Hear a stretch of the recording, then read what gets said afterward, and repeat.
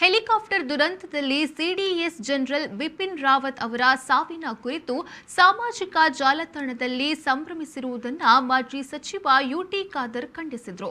ದೇಶವೇ ಶೋಕ ವ್ಯಕ್ತಪಡಿಸುವ ಸಂದರ್ಭದಲ್ಲಿ ಕೆಲವರು ಸಾಮಾಜಿಕ ಜಾಲತಾಣದಲ್ಲಿ ಗೊಂದಲ ನಿರ್ಮಾಣ ಮಾಡುವವರ ವಿರುದ್ಧ ಸರ್ಕಾರ ಕ್ರಮ ಕೈಗೊಳ್ಳಬೇಕು. ಸಾವಿನಲ್ಲೂ ಸಂಭ್ರಮ ಪಡುವವರು ನಿಜವಾದ ದೇಶದ್ರೋಹಿಗಳು ಹಾಗೂ ದೇಶಕ್ಕೆ ಮಾರಕ ಎಂದವರು ಹೇಳಿದರು. ರಾವತ್ ಮತ್ತು ಅವರ ಟೀಮ್ ಸಂಗಡಿಗರು ಆ ದುರ್ಘಟನೆದು ಅನಾಹುತಗೊಳಪಟ್ಟಂತ ಸಂದರ್ಭದಲ್ಲಿ ಇಡೀ ದೇಶವೇ ಬೇಸರ ಮತ್ತು ನೋವಿನಲ್ಲಿತ್ತು. ಈ ಒಂದು ಸಂದರ್ಭದಲ್ಲಿ ಕೆಲವು ವಿಕೃತ ಮನಸ್ಸಿನವರು ಸಾಮಾಜಿಕ ಜಾಲತಾಣದಲ್ಲಿ ಸಾವಿನಲ್ಲಿ ಕೂಡ ಸಂಭವಿಸುವಂತಹ ಮನೋಭಾವವನ್ನು ವ್ಯಕ್ತಪಡಿಸುವುದು ನಾವು ತೀವ್ರವಾಗಿ ಖಂಡಿಸ್ತೇವೆ. ಹಿಂದೆ ಬಹಳಷ್ಟು ಜನ ಕೆಲವರು ಹಿರಿಯರು ಬಹುಶಃ ಸಾಹಿತ್ಯದ ಅನಂತಮೂರ್ತಿ ಅವರು ಇನ್ನಿತರು ತೀರ ಹೋದಾಗಲೂ ಕೂಡ ನಾವು ವಿಚಾರ ನೋಡಿದ್ದೇವೆ. ಆದರೆ ಭಾರತ ದೇಶದ ಸೇನೆಯ ಮುಖ್ಯಸ್ಥರು ಅವರು, ಆರ್ಮಿ, ಡಿಫೆನ್ಸ್ ಮತ್ತು ಏರ್ ಫೋರ್ಸ್ ನ ಮುಖ್ಯಸ್ಥರು, ಈ ಮೂರು ವಿಭಾಗದ ಮುಖ್ಯಸ್ಥರು ಇವತ್ತು ಅಗಲಿಕ ಸಂದರ್ಭದಲ್ಲಿ ಇಡೀ ದೇಶವೇ ಇದರ ಬಗ್ಗೆ ಶೋಕ ವ್ಯಕ್ತ ಸಂದರ್ಭದಲ್ಲಿ ಕೆಲವರು ಇದರ ಮಧ್ಯದಲ್ಲಿ ಸಾಮಾಜಿಕ ಜಾಲತಾಣದಲ್ಲಿ ಈ ರೀತಿಯ ಮೆಸೇಜ್ ಅನ್ನು ಹಾಕಿಸಿ ಗೊಂದಲ ಸೃಷ್ಟಿಸುವವರನ್ನು ಸರ್ಕಾರ ತಕ್ಷಣವೇ ಪತ್ತೆ ಹಚ್ಚಬೇಕು, ಕಠಿಣವಾದ ಕ್ರಮ ಕೈಗೊಳ್ಳಬೇಕು. ಈ ವಿಕ್ರಮ ಮನಸ್ಸಿನವರ ಮುಖವಾಡವನ್ನು ಬರೀ ನಮ್ಮ ರಾಜ್ಯ ಅಲ್ಲ ಇಡೀ ದೇಶಕ್ಕೆ ಅವರನ್ನು ತೋರಿಸುವಂತ ಕೆಲಸ ಬಿಜೆಪಿ ಸರ್ಕಾರದ ಮಾಧ್ಯಮದ ಮುಖಾಂತರ ಮಾಡ್ಬೇಕಂತ ಹೇಳಲಿಕ್ಕೆ ನಾನು ಇವತ್ತು ಬಯಸ್ತೇನೆ.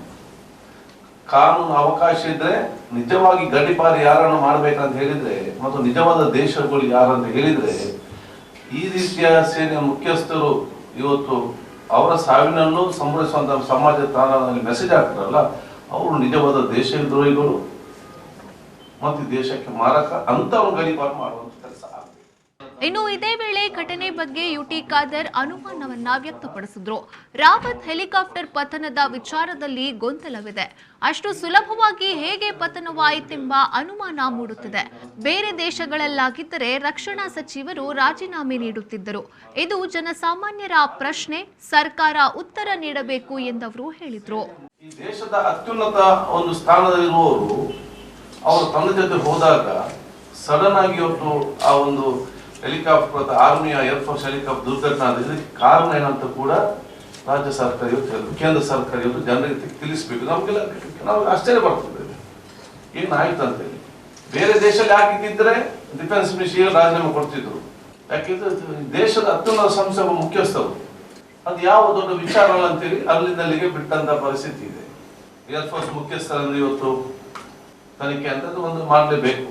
ಆ ರೀತಿ ಅಲ್ಲ, ಇದನ್ನು ಕೇಂದ್ರ ಸರ್ಕಾರದ ಗಂಭೀರವಾಗಿ ತಗೊಳ್ಬೇಕು, ಸೀರಿಯಸ್ ಆಗಿ ತಕೊಂಡು ಇದರ ಬಗ್ಗೆ ಬಹಳಷ್ಟು ಆಲೋಚನೆ ಮಾಡಿಕೊಂಡು ಮತ್ತು ಜನರಿಗೆ ಇವತ್ತು ಏನು ಅಪೇಕ್ಷೆ ಕೇಳ್ತಾ ಇದ್ದಾರೆ ಆ ಭಾವನೆ ಇದೆ ಅದನ್ನು ತಿಳಿಸುವಂತ ಕೆಲಸ ಆಗ್ಬೇಕಲ್ಲ. ಇದನ್ನು ಕೂಡ ನಾವು ಇವತ್ತು ಕೇಂದ್ರ ಬಿಜೆಪಿ ಸರ್ಕಾರಕ್ಕೆ ನಾವು ಇವತ್ತು ಪಡಿಸ್ತಾ ಇದ್ದೇವೆ. ಸಮೃದ್ಧಿ ಬ್ಯಾಂಗಲ್ ನಾನ್ ತಗೋತಿದ್ದೀನಿ. ಎಲ್ಲ ಕಡೆ ಚೌಕಾಸಿ ಮಾಡ್ತೀಯಲ್ಲ, ಜ್ಯುವೆಲ್ರಿಗಾಗಿ ಮಾಡಲ್ವಾ? ಚೌಕಾಸಿ ಅಗತ್ಯವಿದೆ, ಆದ್ರೆ ಮಲಬಾರ್ನಲ್ಲಿ ಅದರ ಅಗತ್ಯವಿಲ್ಲ. ಅವರು ಹೇಳುದು ನಿಜ. ಇದು ಮಲಬಾರ್ನ fair price promise. Fair making charges ನಿಮ್ಗೆ ಹಾಗೂ ನನ್ಗೆ. ಇದರಿಂದ ನಮ್ಮೆಲ್ಲರಿಗೂ ಸಿಗುತ್ತೆ total value for money guaranteed. ಎಲ್ಲ ದಿನ ಹಾಗೂ ಎಲ್ಲ ಕಡೆ. Exactly. Malabar fair price promise. Fair making charges ಎಲ್ರಿಗೂ, ಎಲ್ಲ ದಿನವೂ ಹಾಗೂ ಎಲ್ಲ ಕಡೆಯೂ. Promise is a promise.